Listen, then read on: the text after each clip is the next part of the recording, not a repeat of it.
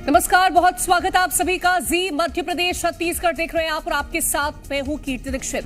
Bastar Lok Sabha seat को लेकर Congress BJP ने तैयारियां शुरू कर दी है। 1989 से लेकर के 2019 तक इस सीट पर बीजेपी का दबदबा रहा, लेकिन 2019 में कांग्रेस ने बाजी मारी थी। अब एक बार फिर बीजेपी अपने किले को वापस पाने के लिए रोड मैप तैयार कर रही है, जिसकी शुरुआत नक्सलवाद के खात्मे से होने जा रही है, जिसके बाद विधानसभा में नक्सली प्रभावित क्षेत्रों के लिए एक और कदम उठाया गया। सरकार बस्तर इलाकों का विकास करने जा रही है, यानी कि यह कहना गलत नहीं होगा कि छत्तीसगढ़ में लोकसभा चुनाव का एक बड़ा मुद्दा विकास भी रहने वाला है।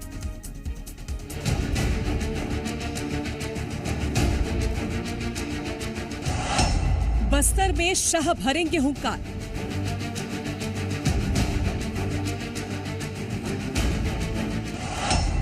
चौबीस की पूरी रणनीति तैयार।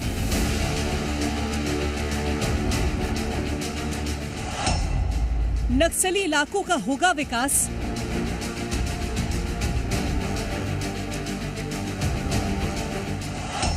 चौबीस का पूरा खाका हुआ तैयार। विकास की गंगा बहेगी और इस मार्ग पर जो भी अवरुद्ध होगा, जो भी बाधक होंगे, उन सारी बाधाओं को हटाया जाएगा। बज गया 24 के चुनाव का डंका।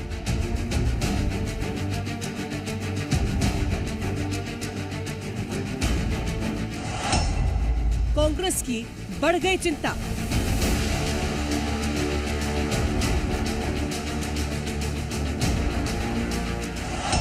बस्तर से चुनावी शंखनाद, कांग्रेस का मैदान साफ। बस्तर में एक बार फिर बीजेपी एक्टिव हो गई है। सीट को कांग्रेस से छीनने के लिए तैयारी पूरी कर ली गई है। नक्सलवाद जैसे मुद्दों पर पार्टी गंभीर है और यही कारण है कि अब डिप्टी सीएम ने साफ कहा है कि बस्तर इलाकों का विकास किया जाएगा। जो सुविधाएं शहरों में लोगों को मिल रही हैं, वही सुविधा अब ग्रामीण इलाकों में भी दी जाएगी।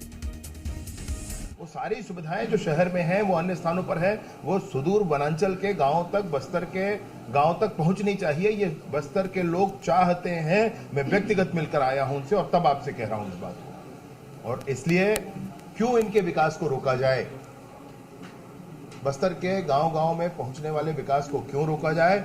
विष्णुदेव सरकार ने निर्णय किया है कि बस्तर के कोने-कोने तक विकास की गंगा पहुंचेगी।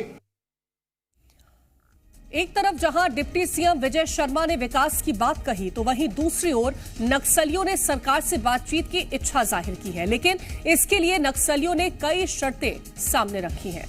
नक्सली नेता ने कहा कि अगर सरकार बातचीत चाहती है तो पहले वार्ता के लिए अनुकूल वातावरण तैयार करे।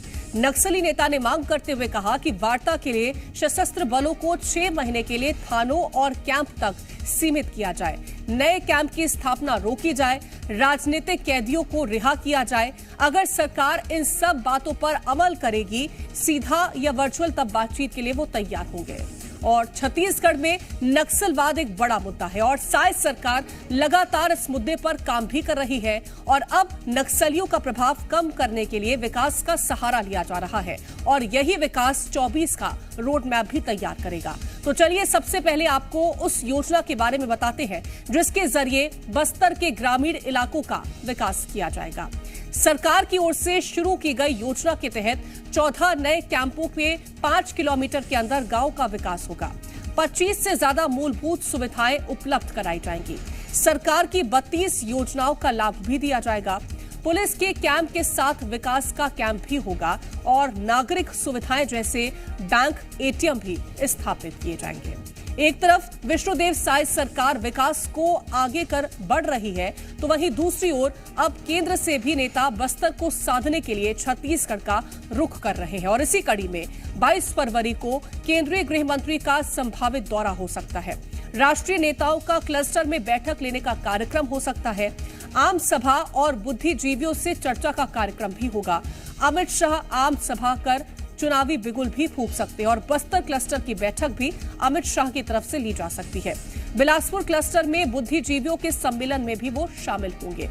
तो चलिए अब आपको सबसे पहले बस्तर लोकसभा सीट के स्थानीय मुद्दे बताते हैं, क्योंकि इन्हीं मुद्दों पर यहां राजनीतिक दल चुनाव लड़ते हैं। नक्सलवाद सबसे बड़ा मुद्दा। पलायन, बेरोजगारी, मूलभूत सुविधा, आवागमन की समस्या, ये तमाम वो मुद्दे हैं जो कि बस्तर के इलाकों में देखने को मिलते हैं। बस्तर का सबसे बड़ा मुद्दा है नक्सलवाद और इसी मुद्दे पर काम करते हुए सीएम विष्णुदेव साय की सरकार ने पिछले 2 महीने में ही कई बड़े काम नक्सली इलाकों में किए हैं। 2 महीने में बस्तर में हुए कई बदलाव। नक्सली इलाकों में 27 मोबाइल टावर लगाए गए, 35 किलोमीटर की सड़क बनाई गई है, 10 नए कैंपों की शुरुआत की गई, नाइट लैंडिंग की व्यवस्था भी की गई है। तो चलिए अब आपको बस्तर का सियासी गणित भी समझाते हैं। बस्तर लोकसभा सीट आदिवासी बहुल क्षेत्र, आदिवासियों के लिए आरक्षित सीट है। राजनीतिक नजर से बेहद अहम सीट है। 1999 से 2019 तक बीजेपी का यहां पर दबदबा रहा है। 2019 में कांग्रेस प्रत्याशी ने चुनाव जीता था। 39,000 मतों से के अंतर से ये यहां पर चुनाव पर सीट जीती गई थी।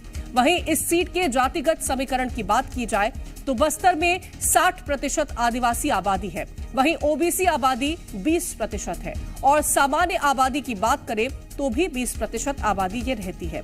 तो अब किस तरह से बस्तर के जरिए चुनावी बिगुल फूंकने की कोशिश की जा रही है और सरकार इस ओर किस तरह से काम कर रही है वो आपको बताते हैं। तो 1999 से 2019 तक बीजेपी का यहां पर दबदबा रहा है और 2019 में कांग्रेस प्रत्याशी ने यहां पर चुनाव जीता था। 39,000 मतों के अंतर से यहां पर चुनाव जीता गया और वहीं इस सीट के जातिगत समीकरण की अगर हम बात करते हैं तो यहां पर 60% आदिवासी आबादी है और ओबीसी आबादी 20% है और सामान्य आबादी की बात करें तो ये भी 20% आबादी यहां पर रहती है। यानी कि साफ तौर पर माना जाए तो सबसे ज्यादा यहां पर आदिवासी आबादी का बोलबाला देखने को मिलता है। और चर्चा के लिए एसोसिएट एडिटर रूपेश गुप्ता हमारे साथ जुड़ गए हैं। रूपेश, सरकार का अभी सबसे ज्यादा फोकस अगर की बात करते हैं तो नक्सली इलाकों में है, यानी कि उन इलाकों में जहां पर अभी भी कई सारी दिक्कतें हैं, कई सारी समस्याएं हैं और कैसे वहां पर मूलभूत सुविधाएं जिनका अभाव रहा है उसको पहुंचाया जाए, इस पर सरकार का फोकस है।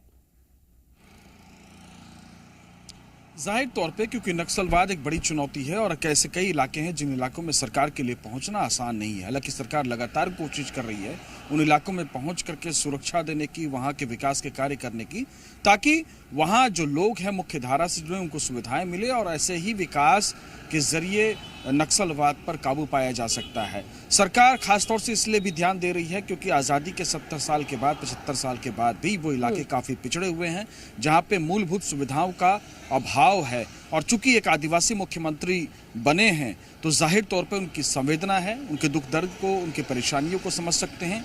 इस लिहाज से ज़्यादा फोकस सरकार का दिखता है कि उन इलाकों में है जिन इलाकों में अब तक पहुंचना मुश्किल था, उन इलाकों में है जिन इलाकों को विकास से अब तक अछूता माना जाता था, विकास की रफ्तार में वो साथ नहीं चल रहे हैं, तो ऐसे इलाकों में खासा ध्यान है। और ऐसे इलाकों में काफ़ी डेवलपमेंट के काम किए जा रहे हैं, रोड बनाई जा रही है, कैंप बनाए जा रहे हैं ताकि लोगों को सुरक्षा महसूस हो सके, लोग सुरक्षित महसूस कर सकें।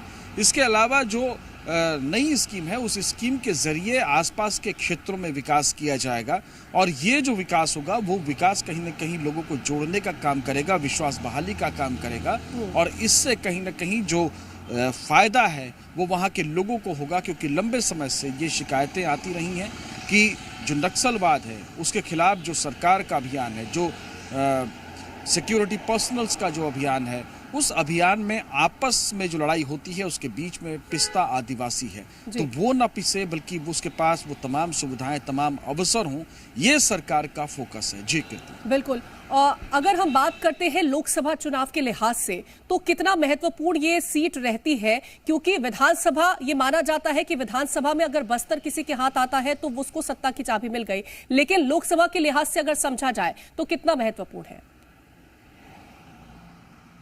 देखिए, 2 लोकसभा की सीटें आती हैं और पिछले बार जबकि प्रधानमंत्री नरेंद्र मोदी की लहर थी तब भी कांग्रेस पार्टी ने वहां पे 1 सीट जीती थी। जो कांग्रेस के प्रदेश अध्यक्ष दीपक बैज वो बस्तर से जीते थे।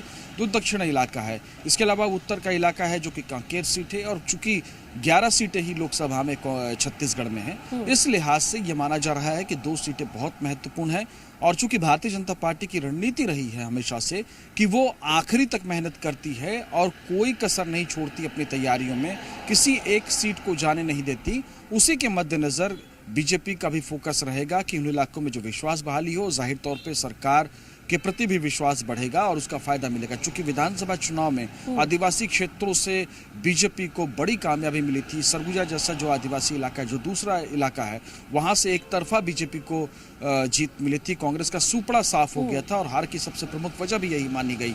तो ऐसी स्थिति में जबकि बस्तर और सरगुजा ने विष्णुदेव सरकार को ताकत दी है, विष्णुदेव सरकार को बनाने में महत्वपूर्ण भूमिका अदा की है, तो जाहिर तौर पे सरकार का फोकस होगा और सरकार कोशिश ये करेगी कि पार्टी को लोकसभा चुनाव में और लेकिन इन सबके बीच में जो चुनौतियां हैं, वो चुनौतियों में सबसे ऊपर आता है नक्सली। और नक्सलियों से हमने देखा कि बीते दिनों बात करने का भी जिक्र करते हुए नजर आए थे डिप्टी सीएम, लेकिन आज जिस तरह से एक मांग को लेकर के पूरा एक पर्चा नक्सलियों की तरफ से रखा गया है, कई सारी मांगे उसमें शामिल कर दी गई हैं कि कैसे कैंपों तक वहां पर जो सुरक्षा कर्मी है उनको सीमित करने की बात कही गई है। 6 महीने तक किसी तरह से उनका कोई मूवमेंट नहीं होना चाहिए। इस चुनौती से कैसे निपटा जाएगा इसको लेकर के, क्योंकि सरकार ने कहा था कि हम किसी भी तरीके से बातचीत हो, चाहे वो ऑडियो कॉल के जरिए हो, चाहे वो वीडियो कॉल के जरिए हो, हम करने के लिए तैयार हैं।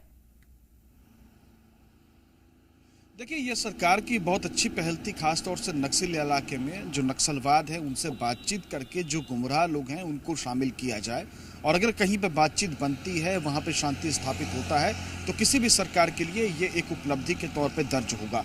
लेकिन जो वहां के निवासी हैं, कम से कम उनकी जिंदगी बेहतर होगी। वो लगातार कई दशकों की लड़ाई से आजीज हो चुके हैं, कई पीढ़ियां गुजर गई बंदूक के साए में, धमाकों के साए में, और ऐसी स्थिति में सरकार का बड़ा कदम देखा गया है। आज जबकि नक्सलियों की ओर से पर्चा जारी किया गया है, तो पहली लाइन में ही इसको ढकोसला बताया गया है, इस पर अविश्वास पैदा किया गया है। तो आप एक तरफ अविश्वास कर रहे हैं, दूसरी तरफ आप ऐसे कंडीशंस रख रहे हैं जिन कंडीशंस में जाहिर तौर पे आप जो वहाँ के विकास है, विकास के काम को सीधे सीधे इनडायरेक्टली रोकने की बात कर रहे हैं। क्योंकि जो सिक्योरिटी पर्सनल्स है वो क्या करते हैं, वहाँ पे आगे बढ़ करके उनकी सुरक्षा जब होती है, देखरेख जब सुरक्षा कर्मियों की होती है, तो वहाँ पे सड़कें बनती हैं, वहाँ पे विकास पहुँचती है, उसी के रास्ते राशन पहुँचा है, स्वास्थ्य सुविधाएं पहुँचती हैं। तो अगर आप ये मांग कर रहे हैं, तो इस पर हालांकि भारतीय जनता पार्टी का आधिकारिक जवाब अभी सरकार का आना बाकी है, लेकिन जो बृजमोहन अग्रवाल हैं, उन्होंने जिस तरह से भारतीय जनता पार्टी के ऊपर आरोप लगाए गए हैं उसका कड़ा जवाब दिया है और कहा है कि जो काम नक्सली करते हैं वो ये काम करने के बाद हम पर आरोप लगाएं, ये ठीक बात नहीं है। तो बातचीत उसी सूरत में हो सकती है जब दोनों के स्टैंड ऐसे हों कि बातचीत करने को राजी हों। लेकिन जिस तरह से नक्सलियों का पर्चा आया है, तो उनकी मंशा को लेकर के भी सवाल है, और ये भी देखना पड़ेगा कि सरकार का इस पर क्या स्टैंड होता है। बिल्कुल, सरकार का इस पर क्या स्टैंड रहता है, ये सबसे महत्वपूर्ण रहने वाला है कि सरकार इस पर लेकर के क्या बयान भी जारी करती है। फिलहाल बहुत शुक्रिया है तमाम जानकारी पहुंचाने के लिए आपका, रूपेश।